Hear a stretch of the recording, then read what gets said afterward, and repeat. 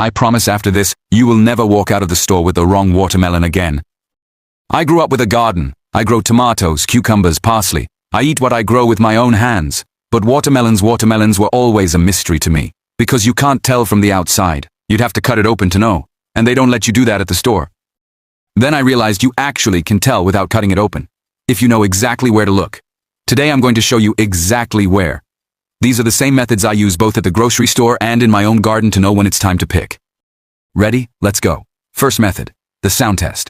And this is the most practical one. Make a fist. Tap the watermelon right in the middle. Now pay attention. It's not just about tapping. You need to listen. If you hear a deep, hollow thud, that means the inside is full of water. The cells are swollen. It's ripe. That's the one you want. But if the sound is thin, empty, almost like plastic, either the watermelon isn't ripe yet or it's overripe and the inside is dried out.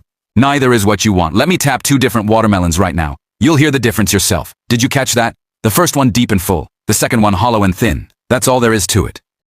And if you feel embarrassed tapping watermelons at the store, don't. Everyone does it. Nobody hears it except you.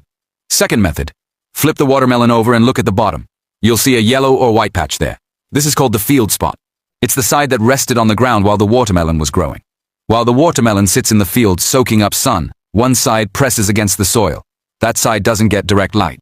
And the color of that spot tells you a lot. If it's deep yellow, almost orange, that watermelon sat in the field a long time and ripened slowly.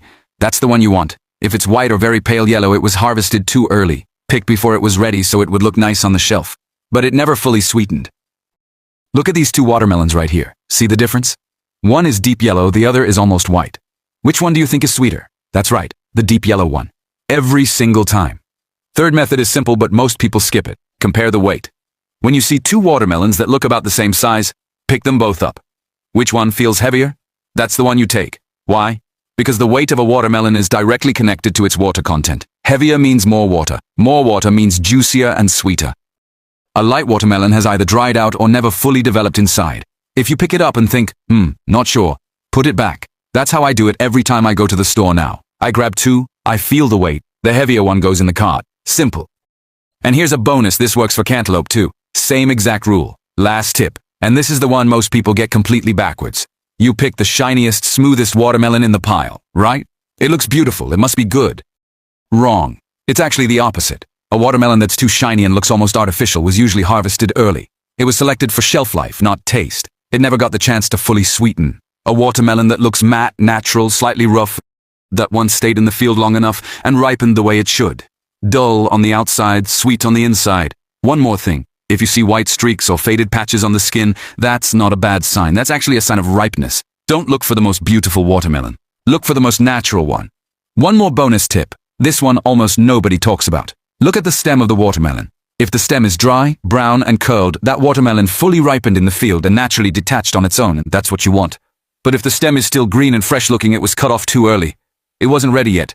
Dry stem equals sweet watermelon. It's a small detail that makes a big difference. Alright, let's wrap it up.